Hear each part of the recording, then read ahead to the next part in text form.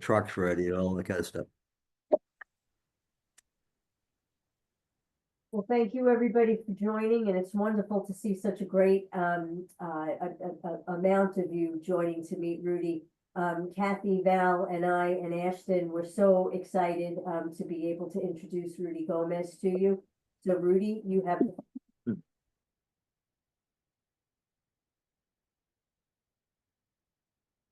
You're muted. Hello, hello. Yeah, good way to start off our meet and greet is just being on mute as I'm saying hello. Hi, everyone. Good morning, good afternoon. I'm not sure where you all are located, but I am just outside of New York City in northeastern New Jersey in Bergen County, and it is awful here. Icy, I heard someone mentioning half an inch of ice and snow and all that. And flu is running rampant in my house. So my wife is upstairs in bed. My kids are quietly playing by themselves, and thank God for mother-in-laws taking care of my daughter, my youngest. I'll show you some photos and share more a little bit about myself in a minute here, but I just want to say hello. Just want to say hello and say thank you. I want to share a little bit about myself. I think the good part and the easy part about this is that when I came to Cross from Mary's Meals, if you all are familiar, Mary's Meals provides a daily meal to over 1.5 million, 2.5 million um, young people in school in 16 countries. And so the good part, though, about coming here was that there are no fires to put out. The OP program, all things that I heard, it's running smooth, right? It's a train that left the station a long time ago, and I'm under no mandate to make any, wide sweeping changes or anything of that nature. So I hope to put you at ease there. I'm just really hoping to kind of lean in and just to be a servant to whatever these incredible ladies that are on the call, whatever they need from me to continue to advocate for you all. I've had the opportunity to hear Father O'Brien was in New York near me, not too far from me. So I went to one of his masses and then also had the opportunity to have lunch with Father Eloy, who's on here. He did make me pay. So he's gonna have to pick up the bill next time, and so I will just check that with him. But it's really been a pleasure. So I just want to share a little bit about myself. I don't hear my own voice for this whole time. I would love to then kind of open up to questions. If you'd like to introduce yourself, I am all ears. If you want to know about me, my family, if you want to talk shop, hey, let's get down to business, Rudy. That's fine. You seem like a nice guy. Let's get down to business. Let's talk. Let's talk cross. Let's talk OPs. I'd be honored to have those conversations as well. So I'm just going to share my screen for a moment. I'm going to go through these pretty quickly. I shared this with our PCS team um, a little bit ago, but just want to share a little bit about who I am. Can you all see those photos there? Yeah. Great. Yeah. So this is mom and dad. So I was born in Miami, not too far, but maybe an hour, not even an hour, no, 20 minutes south. Actually born in Davie, 20 minutes south of the Pompano office. Although I live in New Jersey, I am a South Florida boy. These are my parents. They came over from Cuba in the late 60s, early 70s, like half of Miami also did. And so I am fully bilingual. And so I am okay. I am fully bilingual, and so that's been a great blessing. My dad was a little bit of a Cuban cowboy, as you can tell. He was a team roper. We lived in Davie and Weston, if you all are familiar with the area. And so unfortunately, my dad did pass away about 7, 8 years ago now from cancer. And my parents divorced when I was very young, but still very grateful for them, and their influence in my life. This is Papito, my grandfather. He's kind of the patriarch of our family. He's 97. Thank God. He's still in great health. He lives with my mom, and he's the one who brought over my family from Cuba. And he had a brother actually who was killed. He was by firing squad, as intense as that sounds, in Cuba when the regime changed over. So he has some very strong feelings still after being in this country for over 50 years. Some strong feelings about about his homeland and what goes on over there. These are my daughters, and I'll share more about them in a minute. As far as my faith journey, sometimes God follows you around whether you recognize it or not, and sometimes he gives that call to you, as you all well know. And sometimes you hear him the first time, and sometimes he has to knock on your door a little harder to get your attention. And so he was very subtle with me in the beginning. St. John Bosco has been really a patron for me for many, many years. I was a public school kid and had no idea who St. John Bosco was until I started in basically Catholic high school, a school that was run by the Salesian sisters and priests at the time, the SDBs and the FMAs. And I didn't even know that my birthday is on John Bosco's feast day, which was just passed here, January 31st. I hope you all got my little note via email. So it's a very it's very important to me, who he is and his charism with joy and prayer. I think it's really just quite special. And this idea of maybe at the end of his life, he preached a lot, he preached temperance, but he was not a model of temperance. He just worked himself to the bone, and that's something that you know, I kind of emulate for better and for worse sometimes. I've had some incredible faith experiences, and that has led me to really, this kind of quote, maybe from Mother Teresa, maybe not. I know a lot is attributed to her, but a life not lived for others, it's not a life. And so a lot of these photos here, from the top left to the bottom right, these are mission trips to New Orleans. I spent Thanksgiving there after Hurricane Katrina, in the mountains. That's in Ecuador. I've been maybe, I don't know, 15 to 20 trips in my life on mission, down to Ecuador. Um, that's my wife actually here hugging this little girl. And so I started in high school going down to Ecuador, and that group became a medical mission. My wife is a nurse practitioner in the pediatric ICU, and so being able to take her down and experience a place, that's what this big group picture is. It's an orphanage down there. It was an orphanage, now it's a boarding school in internado.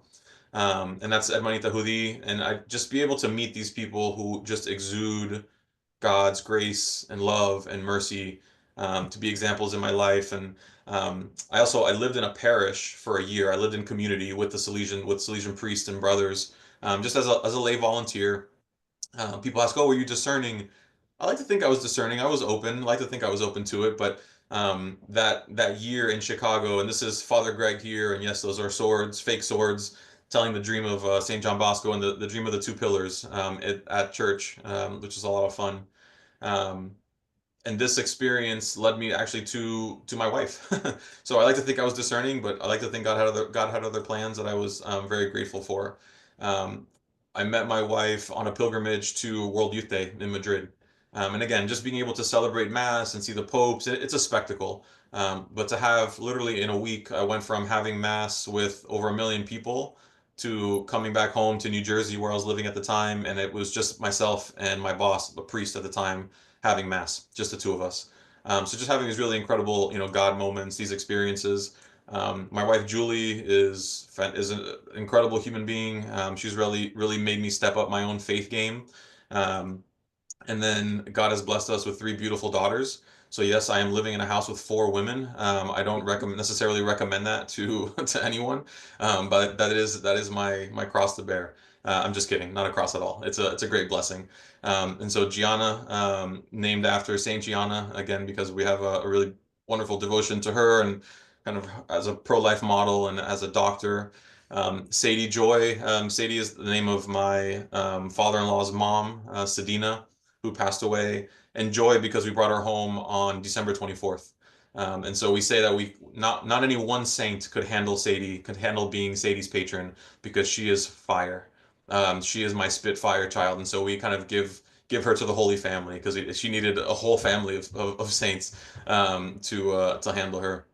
And then Kiara Maria, was just born in August. She's a year and a half old, and named after Blessed Chiara, who lived in Italy and passed away as a young person there. And so that's me. That's me. That's my family. I want to take a moment to just take any questions and go from there.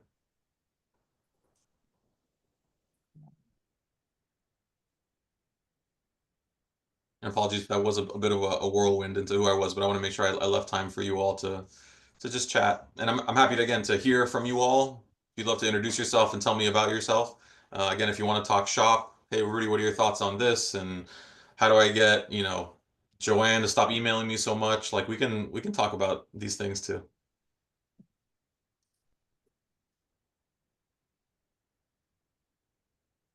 I was pleased, Rudy, to see your connection with the Salesians. I've been associated with them since I was a child, one of my first cousins, is a Salesian priest, now deceased. And both of my brothers went to Don Bosco High School. In New Jersey? Now in Boston. Oh, in Boston. Boston. Yeah. Yeah, and I mean, it's been particularly important to me in terms of cross Catholic and talking about some of the places that are utilizing the resources that we have available for technical education um, for kids. And In that's been country, in our particular. program countries. Yeah. And it's really been, in terms of the like integral human development stuff of Yeah. young people, primarily boys in this case. But it's a really good connection because he was so dedicated to helping poor children Yep. And get get you help them get by, you give them educations. a job, you help them, you teach them how to make shoes, and then, hey, you want me to juggle? You want me to do some magic for you, make you laugh? That's good. Let's do that. And then let's say a rosary, while we're at it. So Yeah, yeah, it's beautiful, Father. yeah. Thank you. You can call me Bob, by the way. I I don't know if don't I can get like used to that. I'm just I don't like clericalism.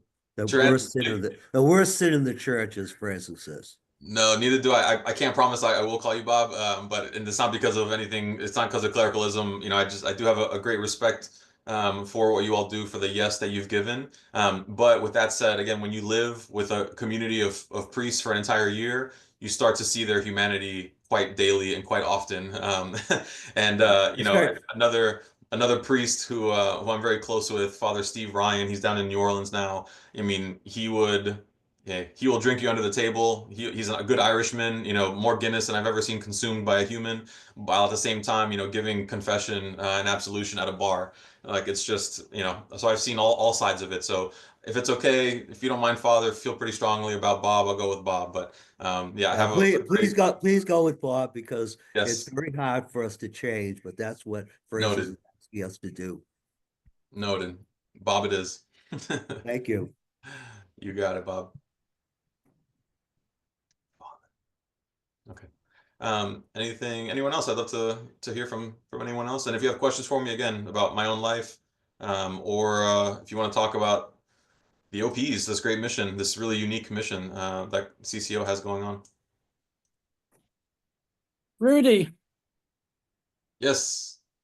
um, I often experience a very different dynamic between the Hispanic population and the uh, non-Hispanic population when I go to parishes that are Mhm. both. Yeah. And I'd like if you would share what your experiences are.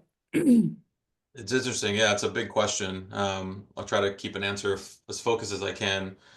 So I think specifically within the OPs and the parishes where we go. So I'll give you an example of my own parish, which I live. There's a house, and then there's my parish. So if I point that way, that's where I'm at. So Our Lady of Victories here in Harrington Park. If we were to book Our Lady of Victories, for an OP opportunity, it might come across as a bilingual opportunity because there are 7 masses, and one of them is a 1 o'clock Sunday Spanish mass. But there is nothing about my community here, my parish, that is a bilingual community. It is an Anglo community, an American community, English speaking community of upper middle class Irish Italians, where there is one Spanish mass. And so that's part of what I want to dig into with the team, with Joanne and Valerie and company. Is it a necessity to send someone who speaks Spanish for just one mass? And it's not great attendance, right? Maybe there's 50 people in that mass, and there's maybe 300 people at the other 6 or 7 masses each. So how do we approach that as a team? I think is a question that maybe we dive into. I can understand if the pastor of that church were to say, I need a guy who can do the Spanish mass, or else I can't give you this opportunity. I get it, right? We don't want to lose that as well. So there's the practicality of it. I think with the Hispanic community, on the surface, the tip of the iceberg, people think, they're hardworking, maybe at best middle class. Like what could they possibly have to, what kind of financials could they possibly give? What kind of donation could they possibly make to a place like Cross? And I would never be in the position to deny anyone the opportunity to be generous. Um, if we can continue to invite and just open the door to these communities, knowing that some of them might have been or come from communities like the ones that we serve in. And so I think there is a humility with which, we approach some of that community, but not every Hispanic community is created equal. My grandfather, my grandmother, they came from Cuba, but they weren't, you know, struggling to make it. One owned a farm, and my grandmother came from, I think her father was a pharmacist. So they're different. So we can't assume that, again, every Hispanic community is created equal. I know you maybe hear that more in terms of like politics, kind of put everyone Hispanics around this big umbrella, the African American communities under this big umbrella. Um, I think we continue to invite and tell the story of Cross, tell the story of how we are trying to live out Matthew 25, and invite them to support that and however they see fit, whether it's by a donation, whether it's by continued prayers. But I still think that the Hispanic community, fundraising within the Hispanic community, is a bit of an enigma. I don't think it's understood well. I think if you look at like the in-kind gifts, that's maybe an opportunity where the Hispanic community can shine. My experience in Chicago, it was a heavy Mexican parish. A lot of undocumented, the majority of the parishioners, I would say, were undocumented there. And I saw generosity of time, of spirit, even when they maybe couldn't give financially. Um, does that work for Cross? Maybe, maybe not. I think our opportunity again here is to help mobilize the church and to help individuals remember that we are called to help our brothers and sisters here and abroad, that we are one body. And so whatever that looks like, I don't know. So not to ramble on too much more, but it's a heavy question, Father. And I hope that, Can I throw in on that? yes, Bob. Fortunately am able to celebrate in Spanish, although I'm not entirely fluent. But I had an experience this past weekend, which is, I think, at least it said where the church is going. This is a parish that had 4 Spanish masses and 1 Wow. English mass. Yeah. Um, and in my experience in other parishes that I've been really blessed to go is that I can see the church in the United States becoming more Latino. Um, Yeah. there are parishes I go to that have 3 English masses and 1 Spanish mass, but there are more people at the Spanish mass than there are combined at the others. Yeah. So I think that's part of, for me anyway, of responding to that.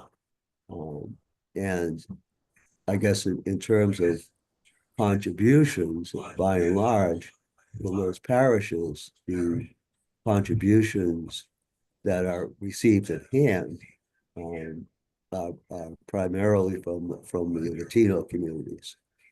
So I think, as you say, it is an enigma, but it is something that I'm really glad that we do as a ministry, that we go to these parishes that may appear to not have much finances to give, Yeah. but And actually do what they can. I think part of our messaging with the Hispanic community as well is that, I mean, Cross is not here to give a handout to anybody, right? With Mary's Meals, we said that as well. We were very focused on the local community, on uplifting the local community. And for me, it's really about building a bridge between the community and sort of the end game, and whether it's clean water, whether it's housing, whether it's food, it's just providing it crosses a little bit of that bridge. And at some point, if Cross could cease to exist, I think everybody would take that, because that means there wasn't a need in the world. And so I think in some of our preaching, some of that messaging is not, we are here to help, you and your poor community back in Guatemala, back in Nicaragua. No, it's just to support and to walk with those communities. We're not there just to give a handout. We're there for the long term to support the local community, because we work with our partners, the archdiocese, with local nonprofits in that area as well. So again, nobody wants a handout. Even I think especially the Hispanic culture, my grandfather worked the night shift at a factory, and then he would save his money from dinner, that his stipend he was given. He would bring the money home, drop it off to my grandmother who was taking care of 5 kids at the time, and then go off and work as an independent contractor doing electricity during the day, right? And he just worked like a dog because that's what the culture tells us, right? Is we work hard. And so the last thing my grandfather would have ever wanted is somebody coming to his church and saying, we want to help you poor people, your poor brethren in Nicaragua or Guatemala or Cuba. He would not have taken well to that message. And so understanding that, it is me. I am potentially poorer than those that we serve, right? If we're looking at the kingdom of God. And that's something that as a layman, I want to continue to humble myself and to remember that there's a really good chance that those individuals that we serve are going to be waiting for me on the other side of the gates of heaven, and I might need their mercy and their prayers and their grace to let me in. And so just because I have more money in the bank than they do doesn't say anything about my relationship with Jesus. Rudy, I am Sergio Serrano. I am a Dominican, Colombian. I was a pastor in Ecuador as well. I happened to be a director of the Hispanic ministry for 11 years, and I go to bilingual places. And your answer made me reflect a lot because, somebody can be worried about being to a Latino mass, or I wouldn't say Latino mass because it's the wrong term to use, is a Hispanic mass. And also, what I would like to say is like yourself, I don't think you consider yourself as an immigrant because your parents are Cubans and all that. First generation. So you go to English mass, but it doesn't mean that there are no Hispanics sitting in the mass. Most of the parishes, like where we go, is packed with Hispanics that happen to speak English, and they are very generous. So we cannot frame the Hispanic community into the Spanish-speaking people, because Very good point. Yeah. that is very disturbing to me as director of the Hispanic ministry, that I have appreciated the generosity of Hispanics through the years everywhere I go. And if you go to Texas, most of the people who come to Mass are Hispanics, but they speak English and they may know Spanish. Yeah. The same in Florida, Arkansas, everywhere I go. I go to all the way to Seattle. I have 4 masses in English, but it's 70% Hispanic sitting at the pews and contributing to us.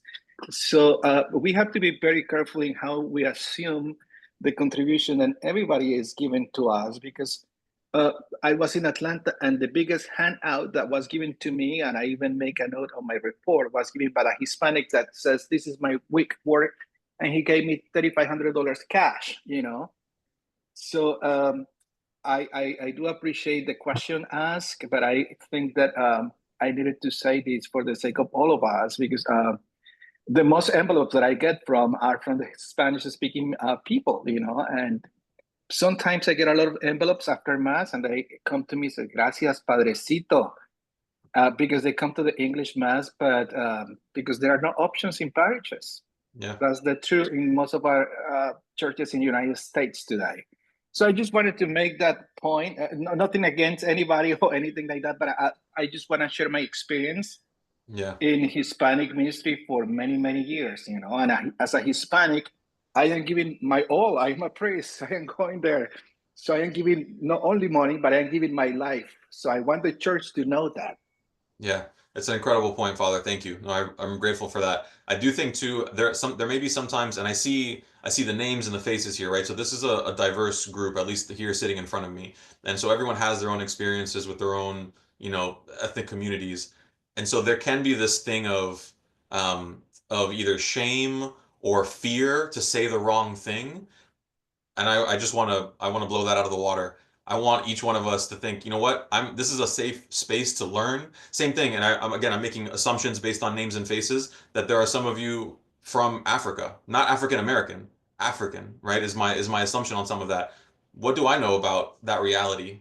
Right? What do I know about those communities? But we should be in a place here, especially within the context of CCO and the OP program, that we can have those conversations and just honest and just say, I have a genuine question. And you know what? I wasn't aware of that reality that Father mentioned, right? We have a bunch of people like me who do identify as Hispanic. I speak to my 3 daughters in Spanish because I want them to grow and to learn to learn Spanish and to identify that, hey, Gomez is not just a last name, but it's also a culture. It's a part of who I am. It's a part of my DNA, despite the fact that they may never go to mass in Spanish, although I hope that's not true.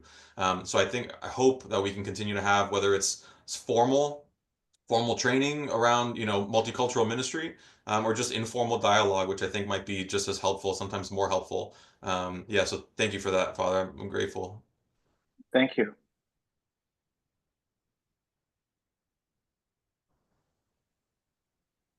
How about we go around and just introduce yourselves? Father Mac, why don't we start? You're on mute, Father. Father, you're on mute. You're on mute. Apologies. Father Mac McLaughlin, Diocese of Providence. Finishing up my 10th year of work at Cross Catholic, enjoying my new polo shirt. I can identify a little bit with what Bob Nee just said in terms of I can read the Mass in Spanish, but I cannot communicate and preach. But I've been very fortunate in many places where the deacon could translate as we went along. But one thing that I've been doing since before Christmas back in my own diocese, and I only bring it up because I think it can be an issue elsewhere. I'm helping out in a parish where the pastor is presently in a recovery situation for mental health issues. And myself and another retired priest at 78 years old are covering the parish. Jerry can preach in Spanish and everything else. I take one English Mass and one bilingual Mass. But over the past 3 weeks, we have seen the population go down 60 to 75%. How do we deal with that Is this because of the political situation? in this country? I have no good answers for you. I'm just going to be incredibly transparent. I have no good answers. I don't know, Father Serrano, was that you who I think gave a bit of a, where it was just children in the mass? Was that your email that I saw come across? No, Um, that was Father Chavez, just that had was, an experience. He was at a parish, in Washington, I think, and, Seattle, the archdiocese. correct, right, and, he was very surprised it was the last mass and it was only children. The parents were scared to death to accompany their children. I mean, this is, so I have no answer, right? I mean, Yeah. I was just at a kid's birthday party, my niece and nephew's birthday party. There's somebody there who was a teacher and said she has parents who came from Venezuela and are keeping their kids home because they're scared. Easy for me to say, don't be scared, you're not a criminal, blah, blah, blah, but fear is fear. I have no good answer for that, Father, to be honest with you. I think you continue to preach, to share the love and mercy of God. And that's what we do. That's what you guys are called to do. That's what we're called to do, in terms of, being, the church militant here. But I have no good answers for you. I'm sorry. Thank you. Father Jaspers? Hello, everyone. I'm Father Andy Jaspers, brand new. Happy to join the team. Done one solo mission so far, and really excited to be a part of the team. I hear that Priest went of pretty well. Thank you. Yeah, priest of St. Paul in Minneapolis, hospital chaplain, and I teach philosophy at the local university. Are you from Minnesota? Are you from the Twin Cities? Yeah, I was in the Jesuit order for 10 years, and then I joined the Archdiocese of St. Paul, Minneapolis, coming from southern Minnesota.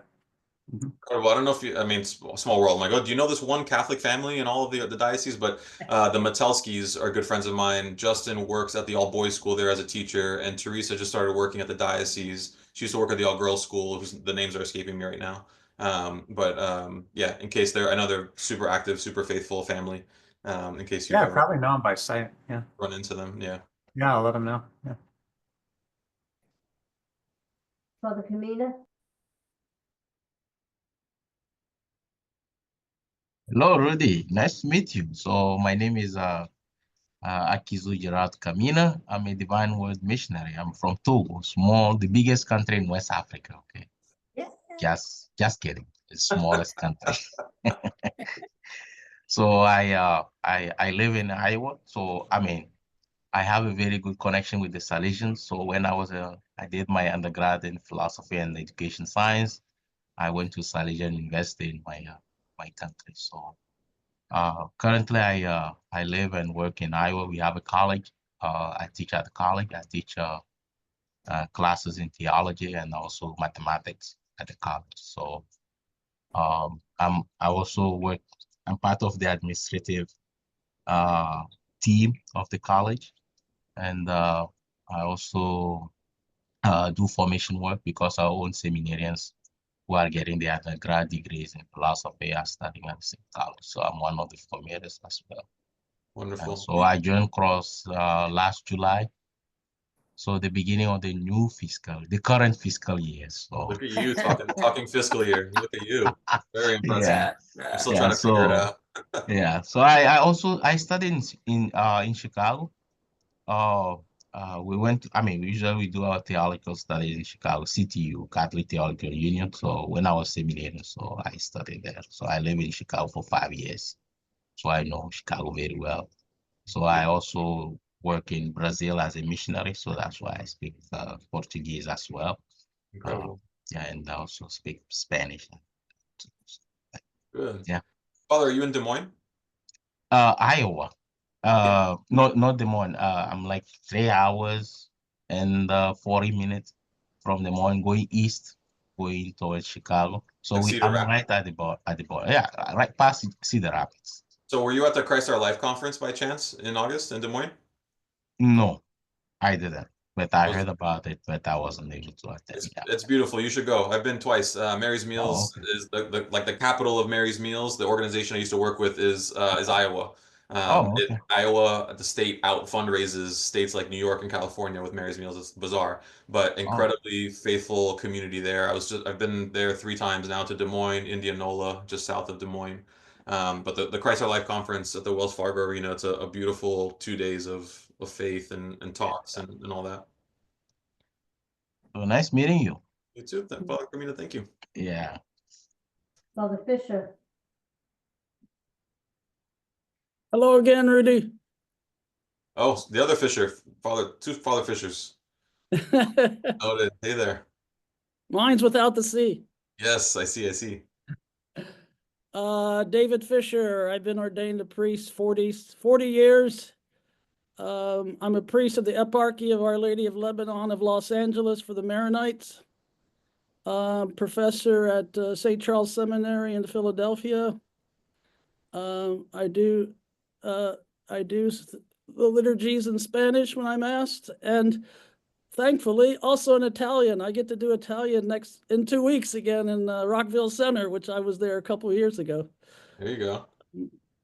So that's a bit about me. Good. I would go visit, but Rockville Center, it might as well be Iowa. It is so, I'm in New Jersey, but it is, I mean, no part of me wants to go into New York City, Queens, the Bronx, or Brooklyn. That's a bit of a drive for me. But yeah, if anybody is, I do keep track of, all the assignments. If anybody's ever in New Jersey, Northern Jersey, New York State, anything of that, I'd love to say hello. I think I'm the only Eastern Rite priest and the Eastern Catholic priest in the Cross Catholic. Interesting. Okay. Interesting. Nice to meet you.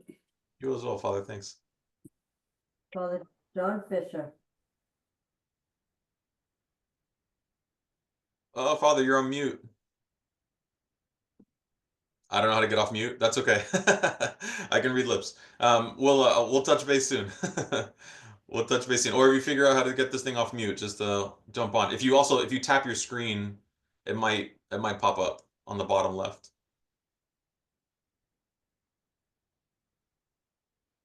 How amazing would that be if I just responded to what he said, reading lips, but I don't know what he said. But anyways, it's a pleasure to meet you, Father. We'll chat soon. Father Timu. Thank you. Oh, let me allow Father to speak now. Okay. Sorry. Go ahead, Father. Go ahead. I thought I had Fidelis. I didn't know I had Temi. So just go ahead, Father. All right. Hi, everybody. Well, my name is Augustine Temu.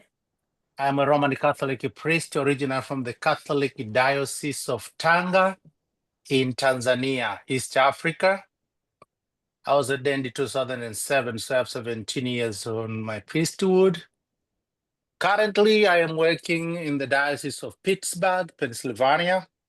So I'm also in the eastern side of the country. Yeah. And I also work, I'm working on my doctorate now. I'm at ABD, all but dissertation, working on communication and rhetorical studies at Duquesne University, which is run by the Spiritan Fathers, or formerly known as Holghost Fathers. But I also work with the Diocese of Pittsburgh in Pennsylvania as an associate. I've been with the Cross Catholic Outreach for 5 years now. So I've learned a lot with the different traveling. And initially I started only doing English masses, but eventually I learned Spanish. So now I'm bilingual, although I'm still improving. So I love my work and welcome aboard. Fantastic. Thanks, Father Timo. All right. So I do see Father John Fisher has solved the mute button conundrum. Thank you. I use my computer, but I'm in between ministries right now. No worries. At the nursing home and have a mass later this afternoon. I'm a priest of the Archdiocese of Cincinnati. I've worked as a missionary together with Combani missionaries in East Africa, Kenya. Was the mission director for the Archdiocese of Cincinnati and also the president of the U.S. Catholic Mission Association, which is a confederation of diocesan religious and lay missionaries. Been with Cross, I think, for about 12 years. Fantastic. Thank you. You mentioned nursing home, and so I will put in a plug. I have a connection with a small nonprofit organization called the Rosary Team. They're based out of Denver, Colorado. Beautiful ministry of volunteers that commit themselves to going into nursing homes and praying the rosary with the residents and senior facilities. There's an incredible amount of loneliness there, I think, as you all may know, especially if you've preached there or given sacraments there. So if you do ever find a need for, you know what, hey, these folks, this activity director might be open to a group of volunteers to come and pray the rosary once a week or whatever the case, I'd be happy to put you guys in touch. I really believe in what they do. They're just a beautifully humble organization. Thank you. Speak Swahili, Father. You know Swahili? Indio. Sorry, Father. Thank you. I know like 2 phrases in Chichewa, which they speak in Malawi, because Mary's Meals was very, very heavy. They feed a million kids in Malawi. So I just know two phrases in Chichewa. That's all I got in terms of the African continent. Yeah, actually, Father, I studied in at the language school in Musoma, Tanzania. Incredible. Father Fidelis?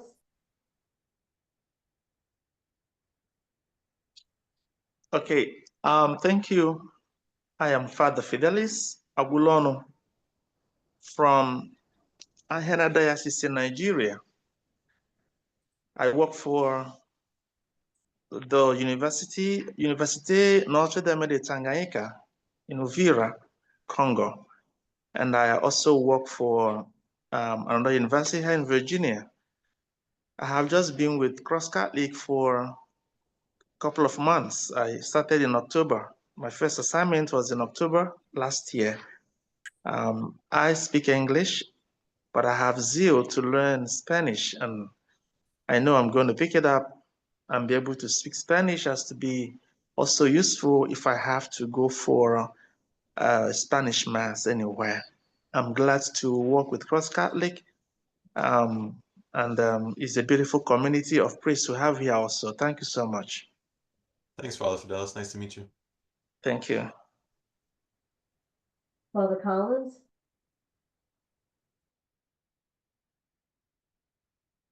Good morning, everybody. Okay. Charlie, I'm a retired priest from the Archdiocese of Boston, and I am loving my work over the past 4 or 5 years with Cross Catholic Outreach. It's been a tremendous help to my spirituality and to be able to contribute to Cross Catholic Outreach. And the program that I witness is people are giving to Cross Catholic Outreach, and in my different areas, sometimes I'll look and see there's only 2 or 3 envelopes. But I recall a dentist walked up to me and he said that, we work with Cross Catholic. I said, oh, well, what do you do? And he said, for the past 4 years, we've had dental clinics every 4 years. They've been different places to start dental clinics and stuff like that. So that's terrific. And then Rudy, I caught some of what you are. Where are you? A priest in a parish, or are you? No, I was a lay person, just a lay You minister. are a lay person. Okay. Yeah. Okay. I lived in basically a volunteer Yeah. year, like a Jesuit volunteer corps kind of situation with Yeah. the Salesians. Okay. I missed the beginning open. That's great. Yeah. And my wife would be concerned if I told her I was an undercover priest and non-Anglican undercover priest. Yeah.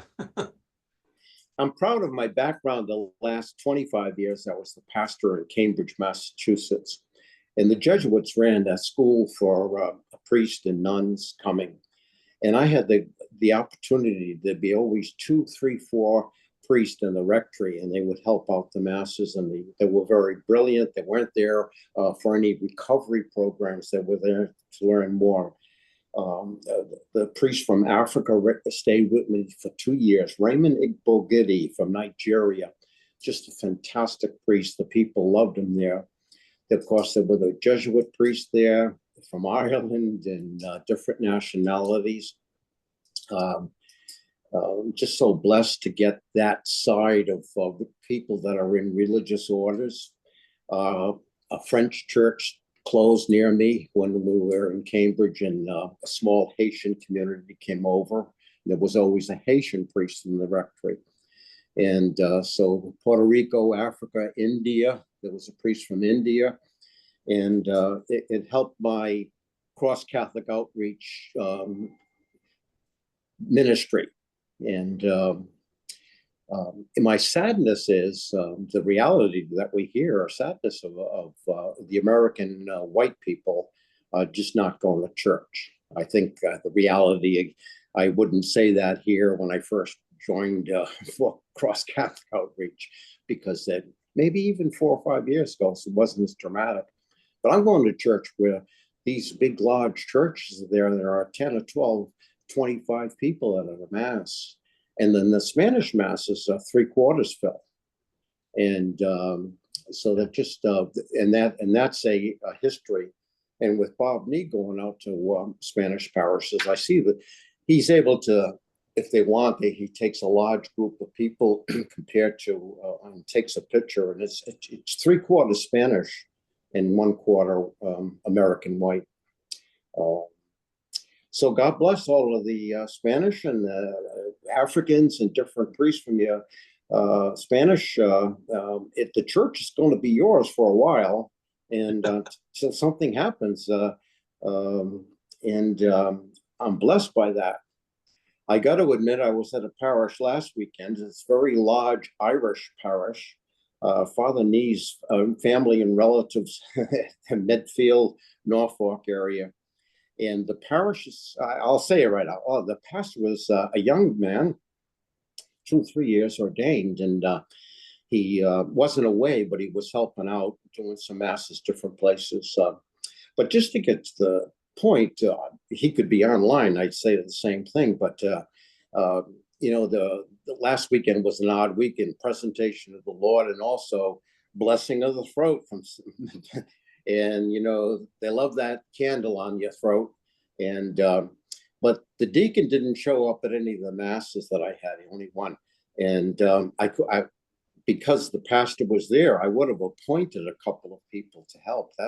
I was 25 years in a parish, and we always had Eucharistic ministers, lectors help me with that. When you get 500-600 people going, get their throats blessed. And I'll just get, so it was just myself. And one of the masses, there was 300 people there, a lot of Irish. My shoulder is still sore from the candles. But I hope I never am down, but I thought I'd just share what I feel. So God bless all of the priests from different countries. You're going to help us an awful lot. All of the different places I met, and thank God you're with Cross Catholic Outreach. And with that, I pass. If you want to know anything else, you can interrupt me. But thanks, Rudy, and thanks to the other guys for your share. I really appreciate you. Thank you. Fantastic. Thank you, Father. Father Noenia, are you able to join?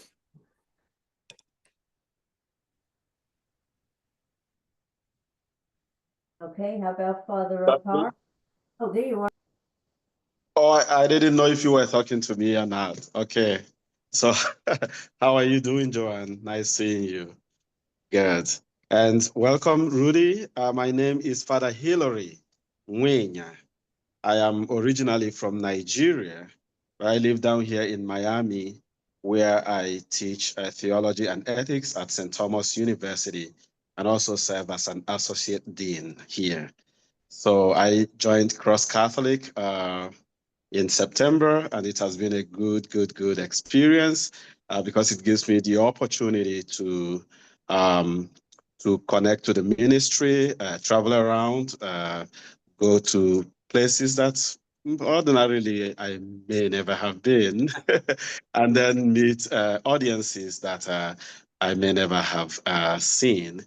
And as one who grew up in Nigeria, I saw firsthand some of the ministries that Cross Catholic does around the world, especially in the area of water supply. I usually put this in my homilies, telling people that when I was a kid, I spent my holidays with my grandparents, and my grandmom died in 2002. And my grandfather, paternal grandfather, died in 2005. So both sides of my grandparents, I experienced them, and they never lived in a house with plumbing. So whenever I visited, I would be trekking, walking like 3 to 4 miles with the local kids to go get water. So this is not a story I would tell my students here. It wouldn't make sense to them. But Cross Catholic gives me the opportunity to tell that story in a way that matters, in a way that will lift those who are still having that experience. And there are many of them today. So it is a great joy to be a part of this ministry. And I'd like to welcome you on board. And if I need anything, I will email you and get in touch. Only good things. If you have any issues, email Joanne. If you have something to celebrate, you can email me. Okay, probably the other way around. Oh, no. Yes, and I lived for 5 years in Boston. I did my PhD at Boston College. Lived in Somerville, so I was living 5 miles away from Father Galloway. So when he lived in Cambridge, and I don't miss Boston a bit because here in Miami, it's always good in terms of the weather and so on and so forth. But I miss the people anyways. All right. Thank you. I'll be running to another event. I'm just so happy to join this and say hello to everyone else. Thank you, Father Hilary. I appreciate the time. Thank you. You're welcome. God bless you. Yeah. And happy birthday to you because St. John Bosco's feast is like a week ago, and that's your birthday. So Last happy Friday. birthday. Thank you, Father. Thank you. Take care. Bye-bye. Father Apar, are you there? Okay, can you hear me? Yes. Oh, hi, Rudy. This is Father Theophilus Opara. I simply go by Father Theo, and I'm originally from Nigeria. I joined Cross Catholic 6 years ago, but I've been in touch with Cross Catholic since 2005 while I was serving as a pastor at the Diocese of Little Rock. That was my first place of ministry.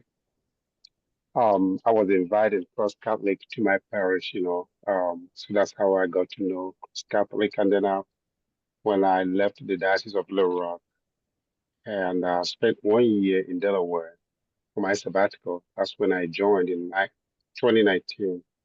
Currently, I am in Massachusetts in Bedford.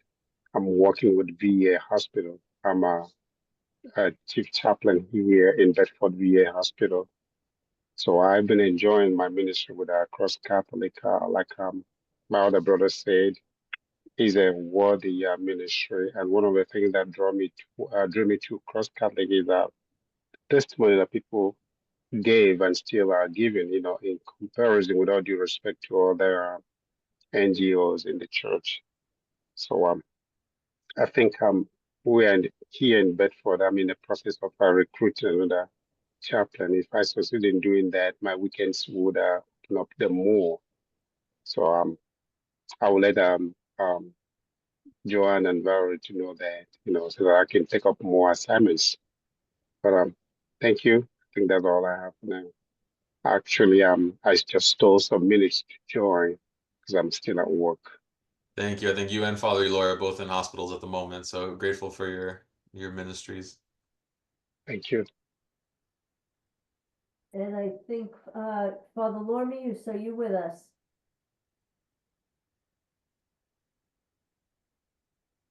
Okay, how about Father Eloy? Well, can you hear me? Yes. Yes. I don't know if it's a good idea to have one of your bosses living close by. Let's see. I'll have to check your numbers, Father. Let's see how many brochures you brought back, and then we'll talk. But nothing I can do. He's living close by to my home. Well, I can say I have 15 years working with Cross. My experience for the last 15 years in this ministry has been a wonderful, wonderful journey. I have seen so many changes in the 15 years. OPs comes, OPs gone, but still we are on board. So welcome on board with us. I hope you can enjoy the experience also for many years with this wonderful ministry. So welcome and good luck. Thank you. Thank you. Thank you. I mean, I'm humbled. My perspective is that I'm just here for a season, right? Sandy, I'm incredibly grateful for the work that she did here for so many years. And thankfully she's still with Cross. She had her chapter, her season. I'm just starting my chapter, my season. And we'll see what God has in store. I'm very grateful for what you all do. When I first heard about the OPs, I was confused. I'd never heard of such a thing. I figured you guys were busy. I'm like, why would your bishops allow you to do this? Like, doesn't make any sense. But I'm grateful that they have. I know there's a lot of challenges but I hope a lot of joys. I know the grind, especially for our full timers, is no joke. I mean, airports and back and forth and 40 weekends a year and getting moved and brochures and surveys and all that kind of thing. I know it's a lot. But I have no doubt that I've seen in my first month. Actually, today is my 1 month anniversary with CCO. But it's something that I'm very grateful for with the team that we have here and the structure. I hope this PCS team, it's very unique, right? Our mission is to mobilize and transform the lives of the poor. But again, like I said before, I think we can say our job is to mobilize the poor here in the U.S., the spiritually poor here in the U.S., to transform the lives of the materially poor, maybe in other countries. And so that's just a way to look at it as well. I'm conscious of time. I want to leave you with three things. I want to talk shop for 60 seconds, and just make a request of you all. And don't worry, it has nothing to do with your homilies, because I know you get requests from that enough as it is. I know those are challenging times. Thank you. I don't know if there is anyone here at the moment who said yes, but we are exploring kind of what to do during our downtime. And so with Joanne and Kathy, and some of our coordinators who have been wonderful about booking retreats. So if you feel like if you're passionate about a certain other aspect. Father Eloy, for example, was sharing with me that he's is it a missionary of mercy, I believe, by Pope Francis. There's a handful of you all who are that. To have kind of a confession, whatever you want to call it, something with confessions, for quite a few of you. If you have an idea that's outside of the traditional OP mass setting, we're all ears. Not every idea, we're not able to jump at everything, but would love to have that conversation about how we can continue to mobilize the U.S. church. That would be wonderful to hear your thoughts and your ideas. Again, Kathy's not here, so or it is being recorded, but I guess I can say whatever I want. But I want to try to do what I can to get as many of you who would like to go see our programs in country, whether that's Guatemala, Nicaragua. I like the idea of you all gathering together. So maybe that's Miami and bringing you all, some of you in for a little retreat, just some, convivio, and let's see what happens. But also getting you all to see the work of Cross, I think is important, and that alone would be worth, all of the training that we do about preaching and water, and your ask for $5,000 or whatever. I want to get you. I want to do what we can to get you all to visit our ministry partners, if you're open to that. And I think the biggest thing the past 2 weeks has been challenging. I was joking with Father Hillary about only coming to me with good news, but I've seen that just life happens and we're losing a handful of ROPs. And whether it's because bishops are recalling and people are moving and part-timers can no longer, or full-timers need to go to part-timers. We have Patrick, who I think is a wonderful human. He's a wonderful man of faith, that oversees recruiting. But if I can just make a plea and appeal to you all, I have no brochure to share with you at the moment, no recruiting brochure to hold up. But about recruiting, if you do know of a brother priest, maybe a pastor, I think I've seen a couple emails saying, hey, the pastor of this church, maybe he's retiring, or he seems really energetic, he has a love for the poor. Please feel like you can openly say, hey, have you ever considered, or can I share more with you about becoming an outreach priest? I think that question could be one of the most powerful questions that you pose. Just seeing that story about Monsignor Ted, I believe, 10 years ago, giving, preaching at a mass, and then 10 years later, somebody who heard him speak, giving $1 million gift.